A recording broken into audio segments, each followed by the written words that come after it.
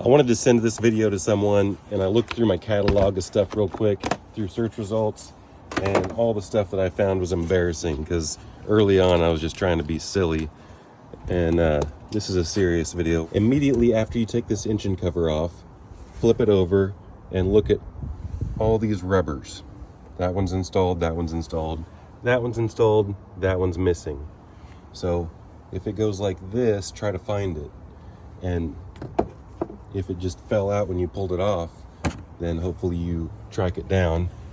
Sometimes that one gets caught in here somewhere and I do not see it, so that one's completely gone.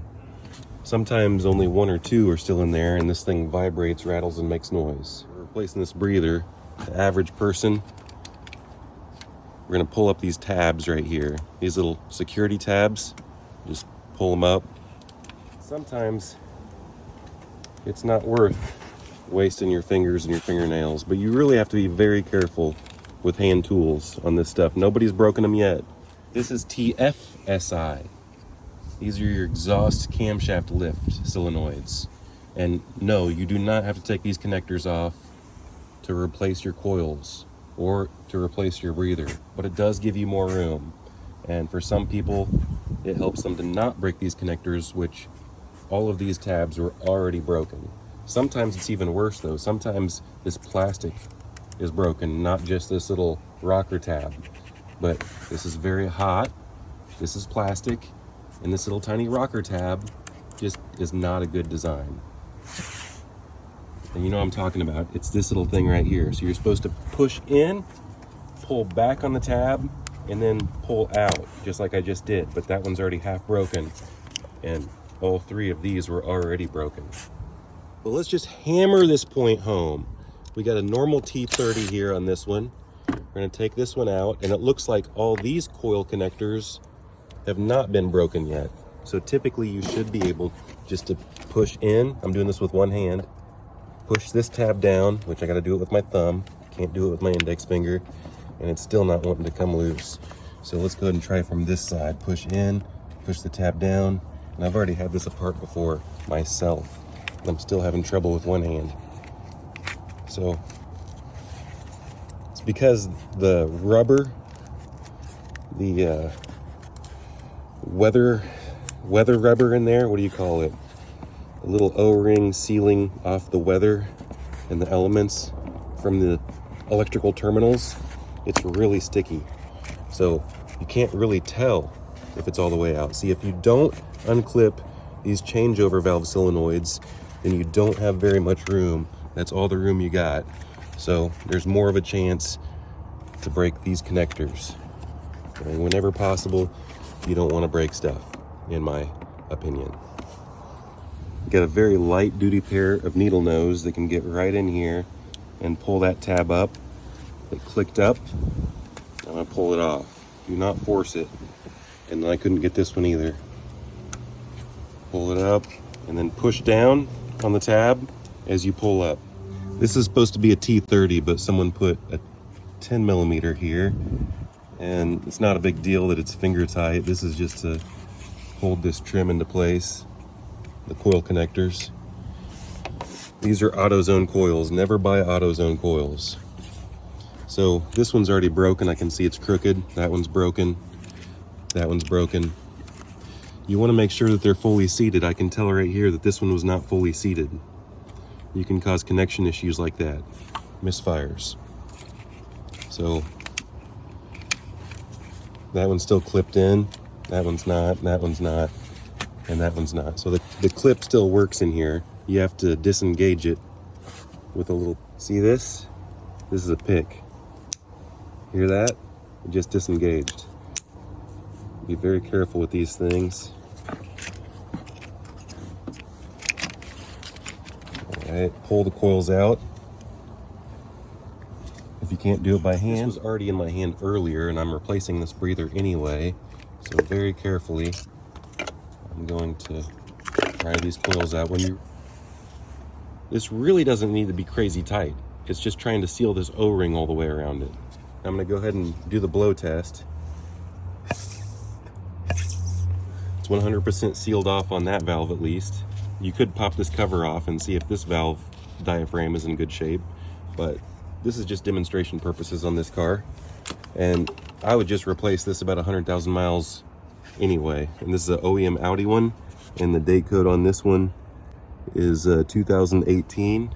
Okay, this thing's not got a whole lot of miles on it. It's not the original one, it's not from 2011. So set it back just like that. These are self-tapping screws from the factory. They're built like a triangle. You got to be really careful with them. It's a stupid design. They are very easy to strip out. So just set all these into place.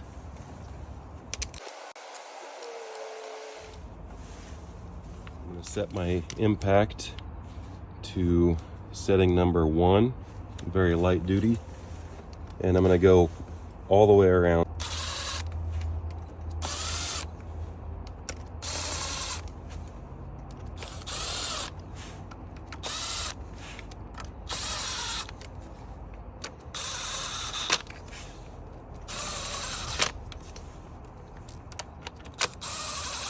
They're not even snug yet, and I'm going to continue to snug them down on one.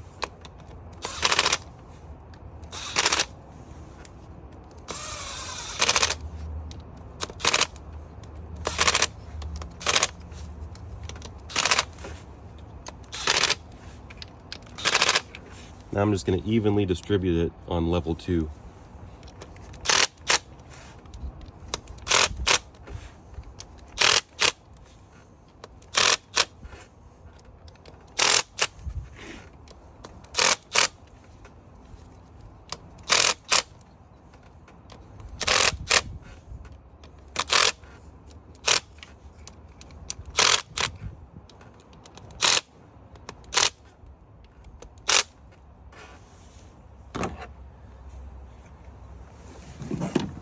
You can do that by hand, or you can use the torque specs from the book.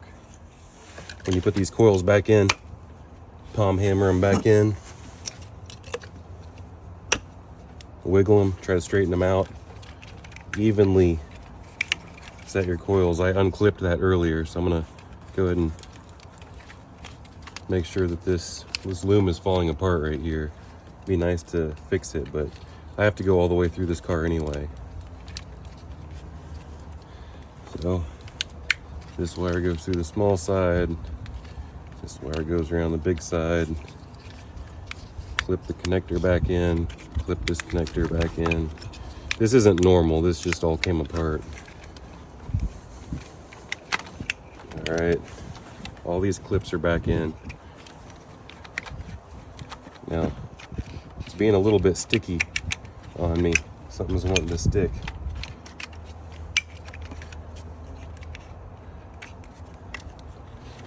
Maybe they just weren't all evenly centered, but sometimes the grommet inside the connector is hanging up. Or, see this one, something's hanging up on it.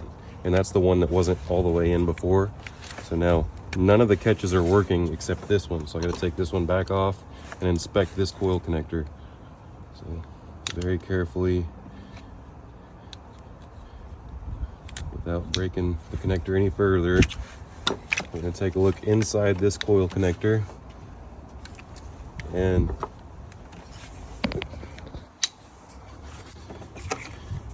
sometimes this little pink thing isn't right, or you got to adjust it.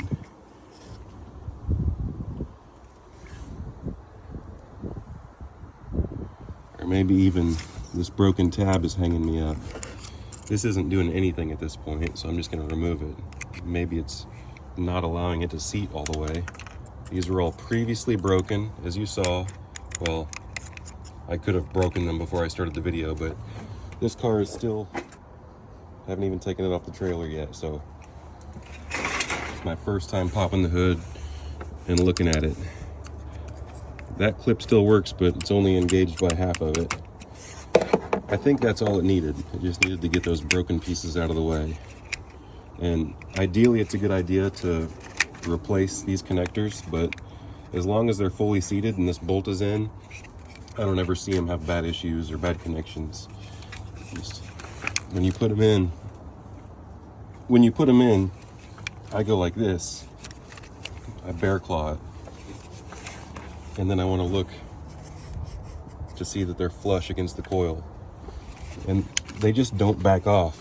The grommet inside holds them really tight, and then this holds it really tight. As long as everything else is clipped in like that, you can do a last minute check right there and bolt your coil in. You should be good.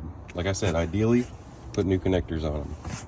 When you plug these back in, you just click them all the way back in. You can hear them audibly click, and then you slide the lock down.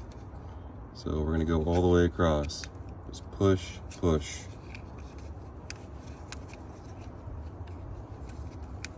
They're naturally orientated.